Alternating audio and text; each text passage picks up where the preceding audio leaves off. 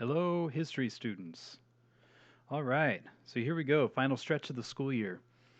I don't know about you, but I had a pretty good spring break, even though circumstances are, as unique and different and, well, yeah, as they are.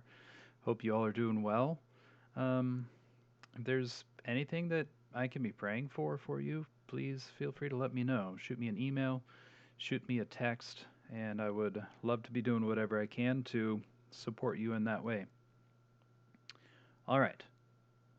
So yeah, final stretch of the school year. Fourth quarter, it's going to be a bit different, but I think it's still going to be really good. I definitely miss being around you guys. I miss, yeah, just the classroom dynamic. I miss a class like history, especially biology, classes like that. I really miss the interaction and the questions that come up and the discussions, things like that.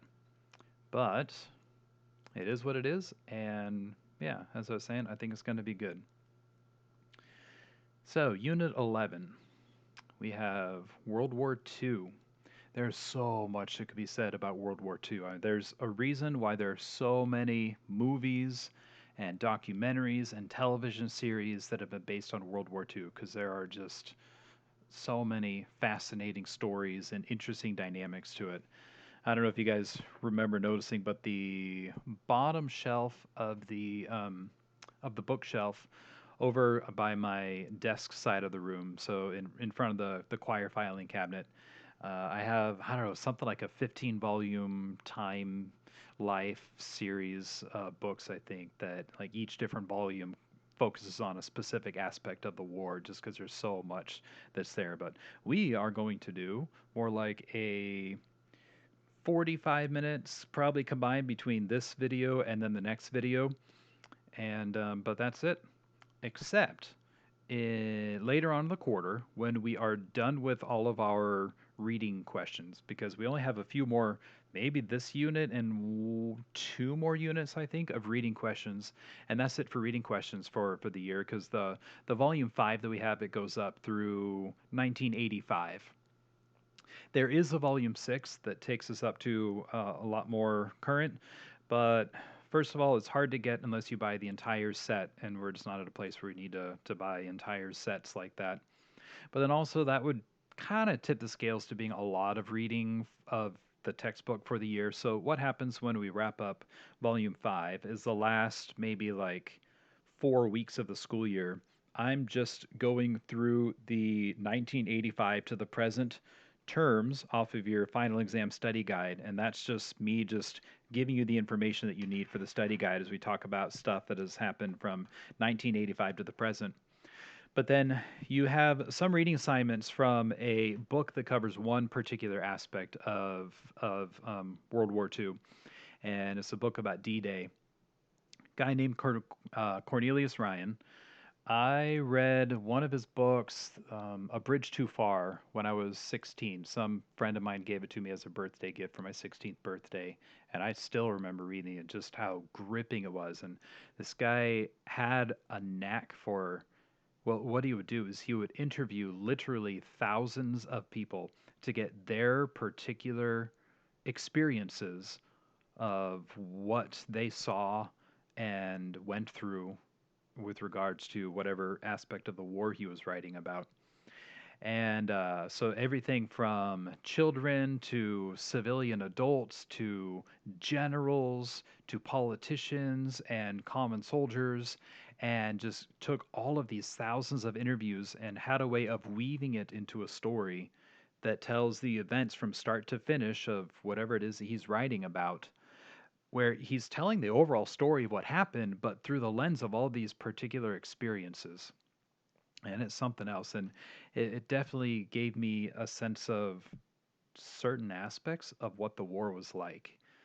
World War II could be both inspiring and tragic at the same time. And some of the things just show the insanity sometimes of war, while at the same time showing the aspect of we recognize the dignity and the value of other human beings, even when they're on the opposite side sometimes.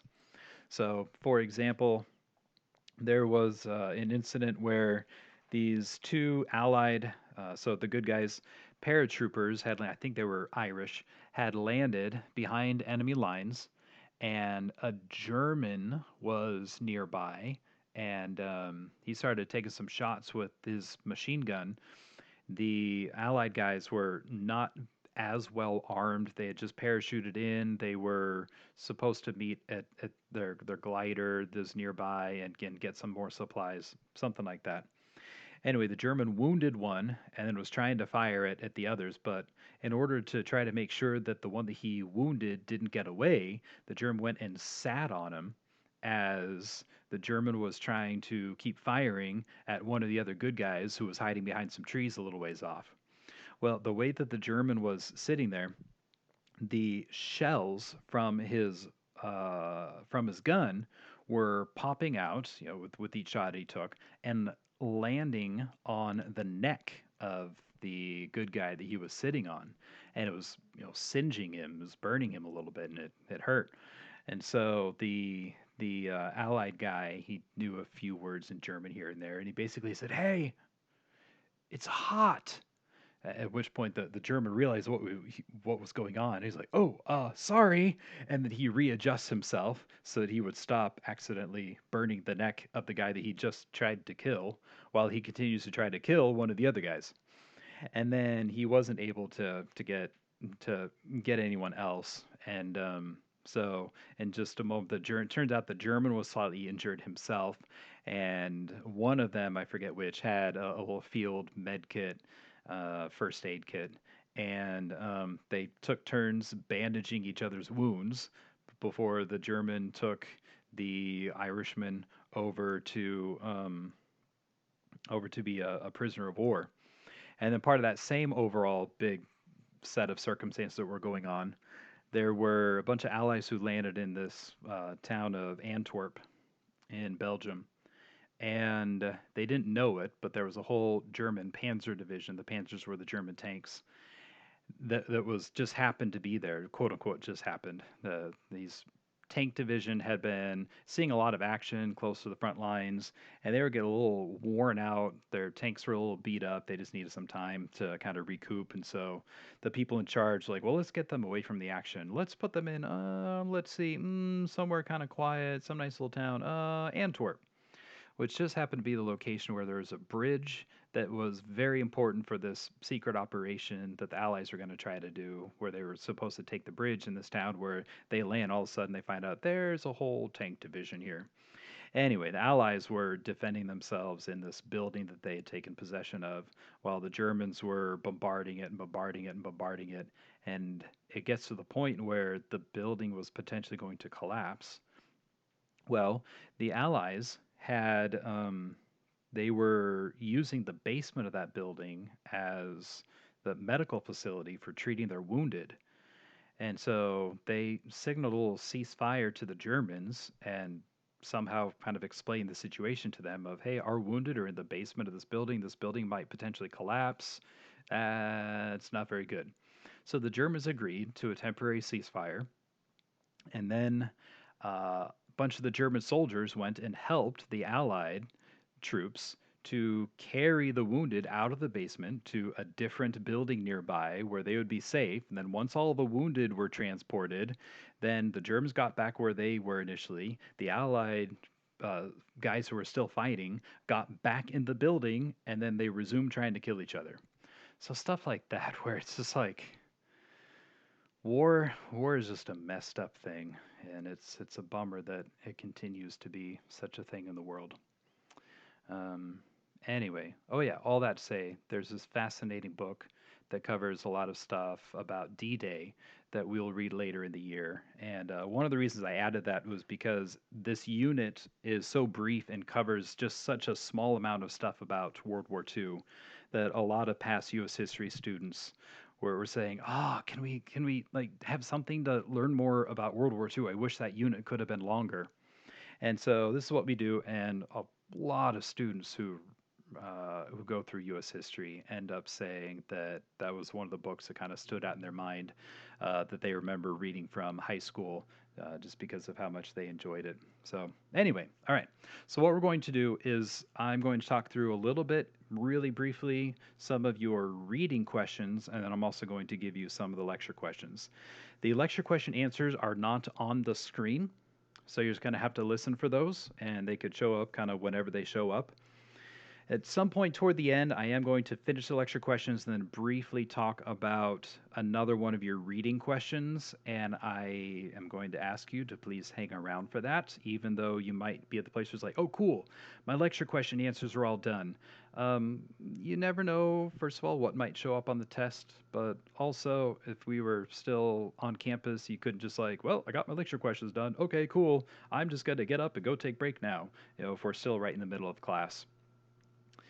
And these being on YouTube, I do see the analytics of how much of the video, how many people watch, and I can see where it drops down and where it spikes because of like people skipping parts or jumping ahead or stuff like that. So I know that kind of information as well. Anyway, okay, all that preface stuff to the side. So, first of all, just a little bit about background and beginning. So, I have that bullet point there, how World War One ended, because World War One, you might recall we said that that one was kind of like it was just politics, and there weren't any real clear cut good guys versus bad guys. And if anything, for a while, people would have guessed that the United States might join on the side of the Germans because we had already fought two wars against the British and things like that.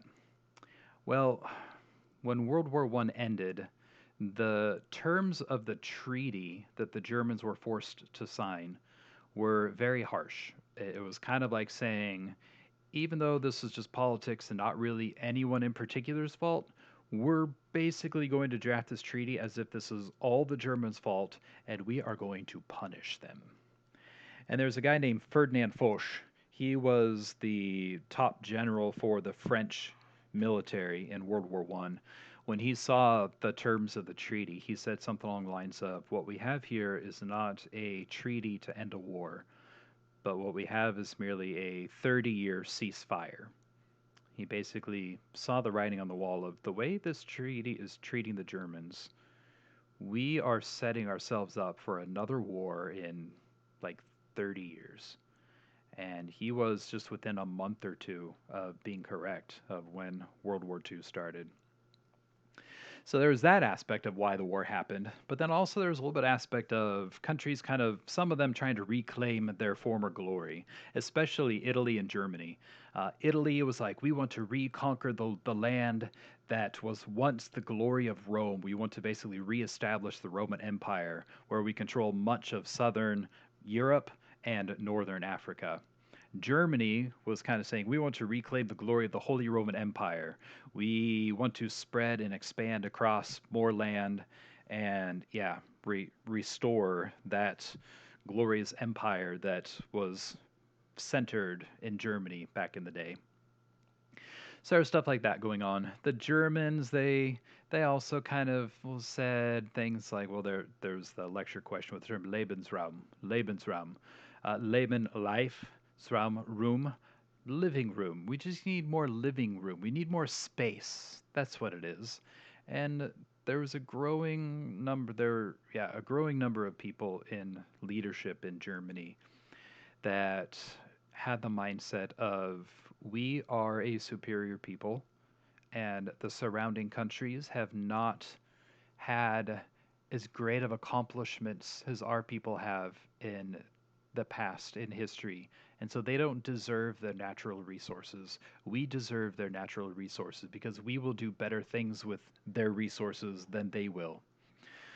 That kind of a mindset was going on as well. Japan, we'll talk about Japan a little bit more in a moment, and Soviet Union also looking to expand the role and influence of communism was a lot of what that was about. So Soviet Union is more about spread communism.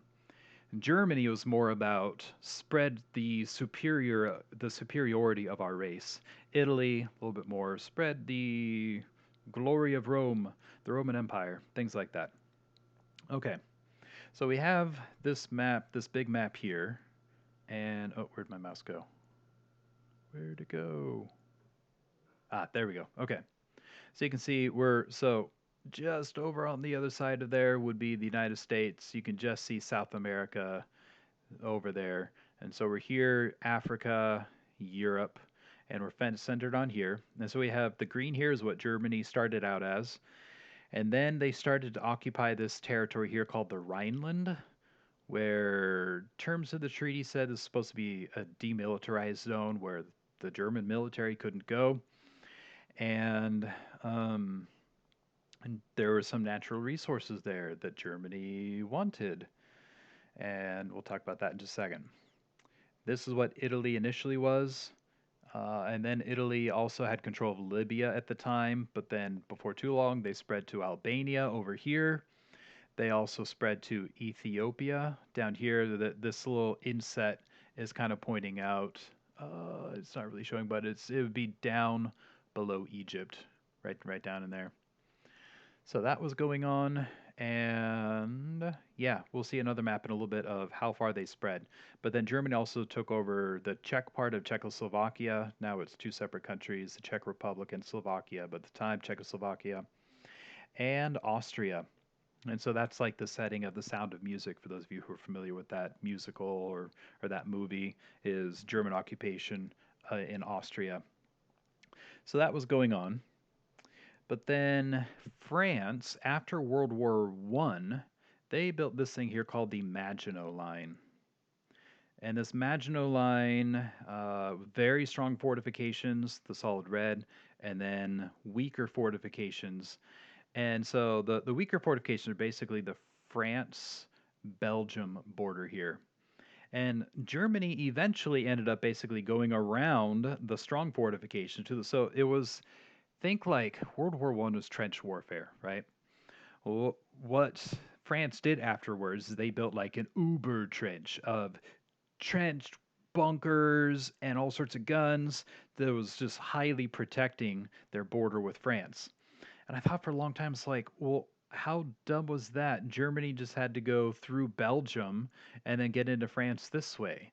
Like, well, turns out, not too surprisingly, France did think about that and they knew what they were doing. And what happened was all of the experts said that this territory along here, where the fortifications were weak, it was weak in places where the experts said it was terrain that vehicles could not travel through. It was like too dense a forest, too many rivers, too many canals, all sorts of stuff like that, too hilly, etc. And much to their embarrassment, Germany found a way to get through. And so that was how they were able to poke into France eventually. So you had the question, number 8 from the reading questions that you did about this stuff. Representatives from Britain, France, and Italy met with Germany at Munich and agreed that Germany could take control of part of what country? That was some of that was the Czech. Some of that also in one of these meetings was about the Rhineland. And I have this word here, pacification. Pacification. What was going on is the leaders of France and England, kind of a little bit the United States also, kind of had this mindset of, oh, well, German or Hitler, if we just give him what he wants, then he'll calm down and he'll be nice and he'll stop being aggressive. And that was their approach for a little while of, well, let's just give Hitler what he wants and he'll be nice and he'll stop being aggressive. And eventually they found out that that was not going to work in the long run. And Hitler was set on gaining a lot more than what they realized. Speaking of Hitler, a couple summers ago, I started to read the book, The Rise and Fall of the Third Reich, but then the summer ended and I hadn't gotten that far in it because I was reading some other stuff as well. But it was just fascinating how Hitler formed the Nazi Party, how he ended up gaining control of, well, first of all, just getting a lot more support, how he almost successfully took over the country, but then there's some miscommunication, some people that they had captured, he and his people had captured got away, and then how he ended up being put on trial for crime, I forget. I was about to say treason, but I was like, I don't remember for sure if he was put on trial for treason. And then how he used that trial to voice very strongly his opinions and beliefs and started to get even more people following him. And then how he was imprisoned and he wrote a book in prison called Mein Kampf, My Struggle. And by the time he was in prison, he was almost a celebrity because of the trial, the court case that he was in. And so then tons of people were reading his book, and it was actually the failed attempt that ended up strengthening his support that much more. So that by the time he was out of prison, he had enough support that he was able to take over the country and even stuff. Yeah, so it was just fascinating just how persuasive he was and how good he was at organizing people and setting things up and speaking and things like that. All right.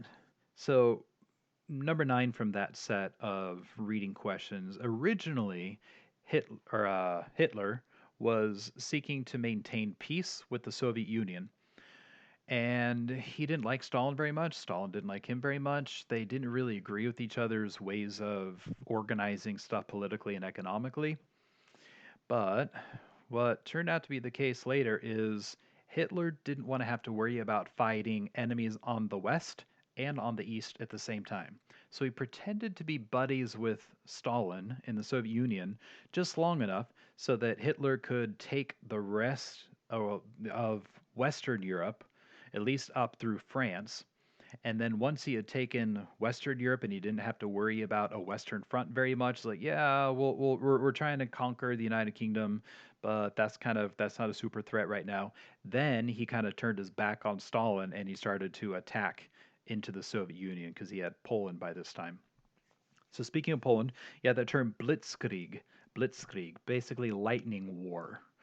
Blitz, think like a football. There's a blitz, or in the A Visit from St. Nicholas poem that you should have read. I think you probably read in literature.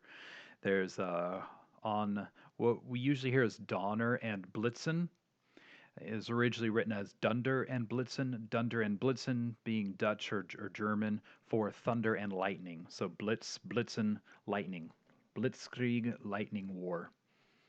And yeah, that was the German approach for taking control of Poland. Poland wasn't expecting it. Just all of a sudden, these troops are just rolling through Poland. And next thing you know, in just a matter of what, something like 8 days, 18 days, I forget exactly how long, all of a sudden, Germany has complete control of the country of Poland. Okay, so that was that. And then not too long after Poland, there was a whole going around the Maginot Line into France, and Germany took France. And then what happened was this is the northwestern tip of France. So that's England right there. And French troops were getting beat back, beat back, beat back. And a bunch of English troops came over and were supporting them. And we have here this is 1940 May, so we have May 25th. This was the front line. May 28th, this was the front line. May 31st, this was the front line. And you had the vast, vast, vast majority of the English and the French military trapped in this area where if the Germans take them or kill too many of them, both countries felt like we're not going to be able to fight a war with what's left. And it was very dire circumstances. And what the English were able to do is they pretty much said anyone with a boat who can help carry anyone with a boat that can make it across the English Channel, we got to get over to Calais and we got to get over to Dunkirk. No, Calais had fallen by then. Yeah, we got to get over to Dunkirk and we need to evacuate in the cover of night. And thankfully, there was a fog that helped as well. We need to evacuate as many people, as many of these soldiers as we can from Dunkirk. And it was a tense situation. A lot of Winston Churchill's advisors, top advisors, were saying, we just need to negotiate with Hitler. Don't do this. You're going to antagonize us into a war. We just need to negotiate with Hitler. And Winston Churchill ended up not going with it, or not going with that advice, and he called for this evacuation, and it ended up being totally the right move because they learned not too long after that that no, that Hitler is not going to be negotiated with on matters like this. So, number one from your lecture questions: why did the British forces need to be evacuated from Dunkirk? You could say because they were trapped by the Germans and were going to be captured or killed if they were not evacuated from France back into England. So that's that. If you didn't catch that, you can maybe just rewind the video just a teeny bit and catch that wording again. Let's see. I found just a fascinating movie that was done that depicted that scenario of Winston Churchill trying to decide what to do. It was called Darkest Hour. I think overall pretty clean. It was technically PG-13, but not much in the way of content that would usually be in a movie that would make it PG-13. And Gary Oldman played Winston Churchill. Such a good job playing Winston Churchill. Gary Oldman is the guy who played. I'm trying to remember. Those of you who are familiar with the Harry Potter movies, he was. Oh, he was. No, wait, was he? I was wanting to say he was. Oh, I'm drawing a blank right now. It might come to me later. If not, it's not that important. So, a couple quotes that I have here from Winston Churchill. First of all, this is from the top one from his first speech as Prime Minister.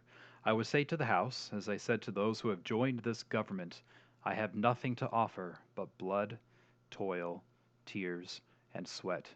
We have before us an ordeal of the most grievous kind. We have before us many long months of toil and struggle. You ask what is our policy. I will say it is to wage war with all our might, with all the strength that God can give us, to wage war against a monstrous tyranny never surpassed in the dark, lamentable catalogue of human crime. You ask what is our aim. I can answer in one word: victory. Victory at all costs. Victory in spite of all terror. Victory, however long and hard the road may be, for without victory there is no survival. And then the bottom one, I have an audio that I can play for you here, a little audio clip, so that you can hear him saying it. Mr. Speaker. I had the video queued up to just the right spot, and then it reloaded. Okay, here we go. We shall go on to the end. We shall fight in France. We shall fight on the seas and oceans. We shall fight with growing confidence and growing strength in the air. We shall defend our island, whatever the cost may be. We shall fight on the beaches. We shall fight on the landing grounds. We shall fight in the fields and in the streets. We shall fight in the hills. We shall never surrender. So that's Winston Churchill. And that is the answer to number 2. Who replaced Neville Chamberlain as Prime Minister of Great Britain? Winston Churchill. Which I don't have his name spelled out there, do I? Nope. So it's Winston, Winston, Churchill. Looks like Church Hill mashed together. Churchill. I guess more like Church Ill. Winston Churchill. And he ended up being just the right man at just the right time for leading Britain during the war. That's another just fascinating movie. Was the movie Dunkirk. A little bit more violence in it, a little bit of language, still PG-13, but I mean, just gripping the stuff that it shows about the war and well about Dunkirk and how they got to that situation and what ended up happening. Okay. I need to get to my PowerPoint presenter. There we go. All right, next slide. So first, number 3, I don't have anything on the slide about this, but what act allowed America to provide weapons for Britain? It was called the Lend-Lease Act, Lend-Lease, the Lend-Lease Act. And as the name implies, it allowed America to lend or to lease items to Britain in order for them to help, or in order for them to fight the war. And Britain was super dependent on American supplies for a little while, just because of how some of their supplies were depleted and they weren't ready to fight such a war against the Germans quite yet. And there were a lot of Americans who strongly opposed the United States getting involved in World War II. And part of the reason was because after World War I ended, information started to come out about how manufacturing companies prior to World War I, prior to the United States joining World War I, there were manufacturing companies in the United States that saw a tremendous opportunity for making a lot of money making weapons for the United States to fight the war. And what Americans started to find out more and more was that these manufacturing companies played a significant role in lobbying politicians and in doing propaganda stuff for the citizens of the country to support going to war. And then afterwards, there are a bunch of people like, seriously? You mean a big reason that we fought in this war, World War One, is because of these manufacturing companies wanting to make more money? Yeah, we're not going to fall for something like that again. So as World War II was going, that was one of the reasons Americans were so reluctant to join the war. But given the aggression and the threat that at least initially Hitler was posing in Europe, and the way that it was seeming more and more like the Germans this time definitely were the bad guys, at least as far as their leaders are concerned, then the United States was at least willing to do what they could to help support England in the fight. But there were still a lot of Americans who opposed going to war. So, number four, who was a well known spokesman for an organization that opposed American intervention overseas, it was actually Charles Lindbergh. Charles Lindbergh. Charles, you should be okay spelling that. Lindbergh, I think for him is Lindbergh.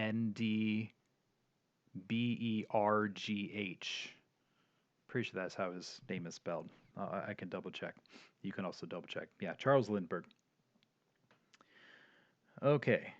Number five. In June of 1941, what country did Hitler attack? That's when he finally started taking it to the Soviet Union. So here's what we have. We have dun, dun, dun, dun, dun. So we have the yellow, kind of yellowish color, is what the Axis was. Axis is mainly Italy and Germany, but it also includes Japan, who are all on the same side as each other: Germany, Italy, and Japan. And so this is the part of Europe that they controlled as of 1939. And then by 1941, they had spread to controlling Norway and Finland and Estonia and Latvia and all of this western part of Russia and Romania, Bulgaria, Greece, Yugoslavia, Hungary, the Slovakia part of Czechoslovakia, Poland, France. There's this Vichy France. What happened was the leader of the French military, he ended up kind of getting Germany to agree to allow part of France to stay as kind of its own separate independent France called Vichy France, while Germany had more direct control of all the northern part. Some of the parts to stay neutral: Ireland, Portugal, and Spain. Switzerland, that's a interesting story in and of itself. Sweden, Turkey, and then the Allies. Over here, you had Great Britain and you had the USSR. And I put this here, Fortress America, because see these red things here? It's cities severely damaged by bombing. Germany just started to bomb and bomb and bomb and bomb. The, England. And it was starting to look like maybe England wouldn't be able to withstand. And that maybe what would have to happen is enough of the English who could would get out and would flee to the United States and Canada. And the United States, Canada, and what was left of Great Britain would form what was called Fortress America, that was going to be essentially like the last stronghold of freedom in the world, is what it was looking like. It was pretty dire for quite a while. Um, yep. But the United States kind of got pulled into the war. So here's what we have going on with this. December 7th, 1941, a day that will live in infamy. I said that because that's what FDR, President Roosevelt, said about the following day, on December 8th, about the bombing of Pearl Harbor. So we have number 6. What event, name, and date? The name, Pearl Harbor. The date, December 7th, 1941, brought America into the war. So Japan attacked the United States here. And I have here why. And, well, first of all, Japan saw what happened to China in the 1800s. You might recall we talked a little bit about the Boxers and the Boxer Rebellion, the open door policy, and Japan saw how China was at the mercy of all sorts of Western European and United States countries who were just kind of wanting to use China for their own colony and to get all sorts of natural resources from it. And Japan didn't want that to happen to them. So, like, we want to be a strong country. We want to be independent. We want to be powerful. We want to be like these other Western countries. We want to be like the United States and like France and Britain, who have colonies all over the world. And that gives them the natural resources that they need in order to be strong and powerful. And so the Japanese started to do things in very Western ways. They started to dress in Western ways. They got rid of their shogun who's ruling the country, and they put an emperor in his place, and they started to do colonizing. And the place they went first was Manchuria. Um, I don't have a map handy to show you that, but I think not too far across the sea from Japan into where China is. And Japanese just committed some atrocities there, partially because their leaders had convinced them that the Chinese were subhuman and didn't deserve to be treated with the respect that human beings do. Instead, deserved to be treated like animals. And so there was that. But then the so be strong and imperial. I kind of talked about that. Natural resources. We talked a little bit about that, but in particular, Japan started to realize, where we can get a lot of great natural resources is in all of these different islands and countries, like like the Philippines and um, Guam and a bunch of different Iwo Jima, a bunch of different Pacific islands that they Malaysia, those not an island, but and Indonesia, islands of Indonesia, the peninsula of Malaysia, places like that. They're like, if we can control these places, we will get the natural resources. We can be strong. We can maintain our independence. Because we're also worried as this war drags on, we might not be able to get things like the oil that and the plastics that we need because of other countries not trading with us for us to buy those. So they decided to try to control the Pacific, but they knew in order to do that, that it would be wise for them to take out the United States Navy. And in particular, a lot of the United States Navy was in dock on the Sunday morning of December 7th in Pearl Harbor. And what we have with this, the red ones were ships that the Japanese destroyed in the surprise attack. USS Arizona is a really famous one, but also the West Virginia, the Oklahoma, the California, the Utah, the Shaw, and then the brownish ones were ones that were severely damaged but not flat out destroyed. Thankfully, though, the Japanese did not take out some of the oil and gasoline tanks that were on the land, or it would have really crippled the United States for a long time, even a lot longer than taking out the ships that they did. So that event drew the United States into the war. The very next day, the United States declared war. So December 7th was the attack on Pearl Harbor. December 8th, Congress declared war. Number 7 from those lecture questions. Who was the Japanese general and premier during World War II? His name was Hideki Tojo, and that's a picture of him here. So Hideki, Hideki, Tojo, Tojo. All right, and I think, let's see, a little bit more. So Honolulu, well, close Honolulu is where Pearl Harbor is. So these are the Hawaiian Islands. Um, let's see, this one is Kauai. That one, I believe, is Maui. This one is Honolulu, or not Honolulu, that's Oahu, the island of Oahu, and then the island of Hawaii, the big island.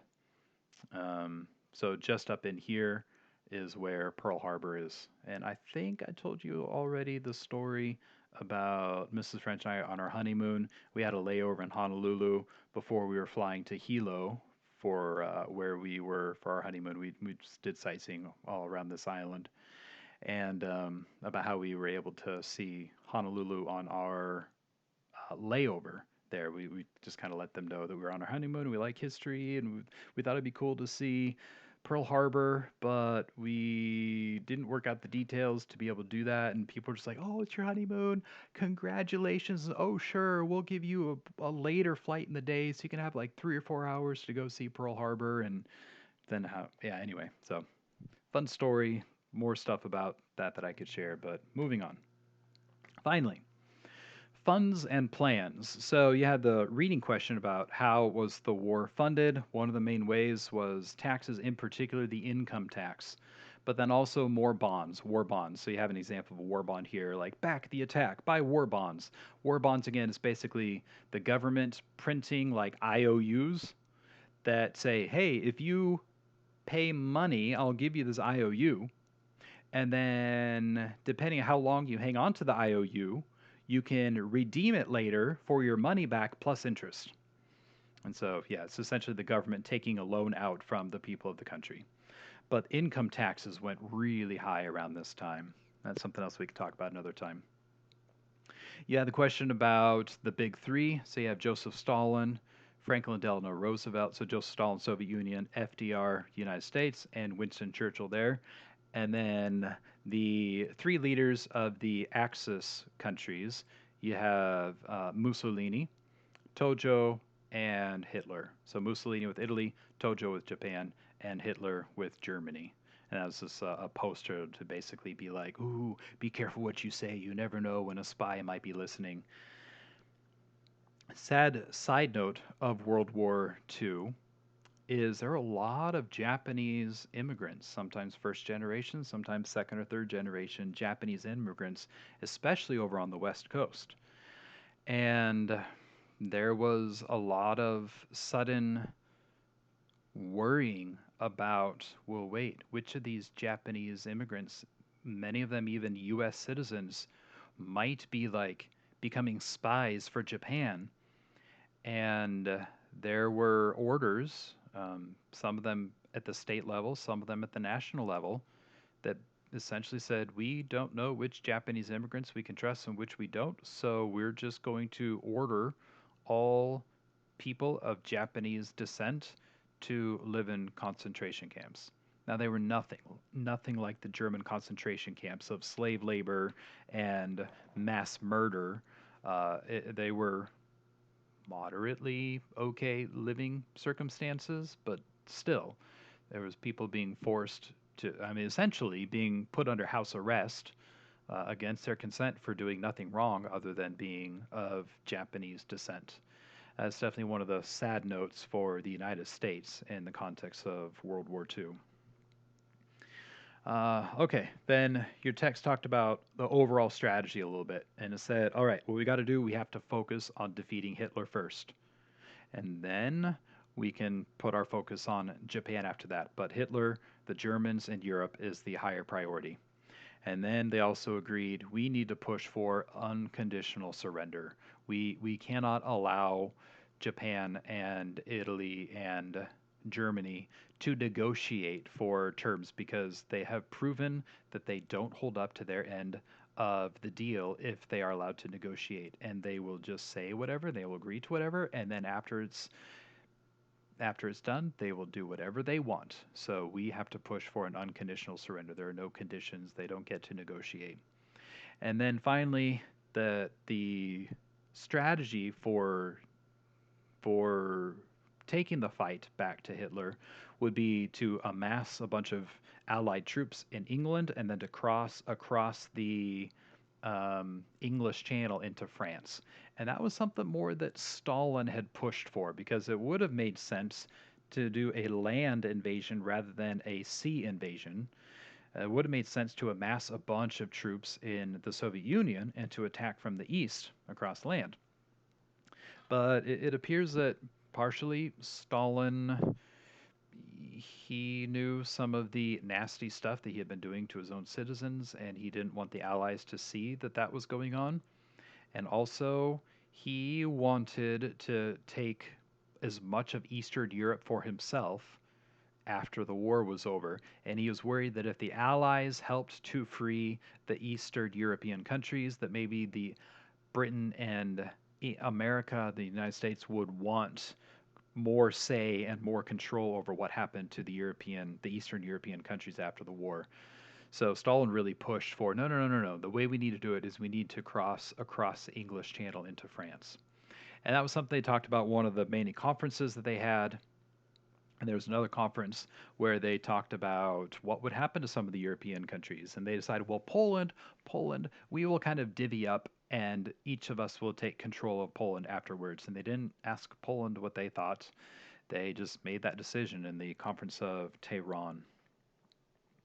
And yeah, that takes us up through the first set of reading questions and then the lecture questions and then the second set of reading questions.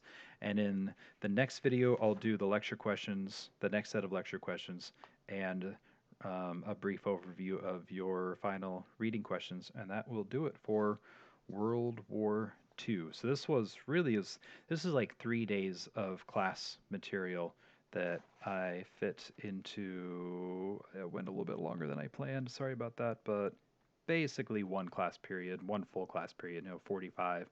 I'm at just about 47 minutes right now.